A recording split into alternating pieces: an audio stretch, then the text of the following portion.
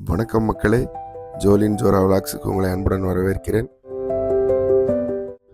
இன்று 14/11/2025 குற்றால நிலவரம். குற்றாலம் மெயின் அருவியில் நீர்வரத்து மிதமான அளவு இருக்கு.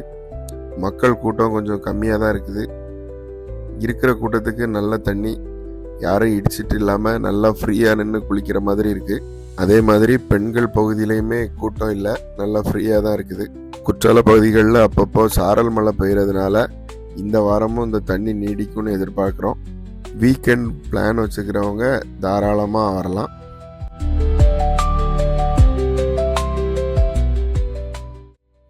ஐந்தருவியில் இன்றைய நிலவரம் பார்த்தீங்கன்னா, தண்ணி குற்றாலத்தில் விழுந்த மாதிரி நல்லா குளிக்கிறதுக்கு ஏற்ற மாதிரி விழுது.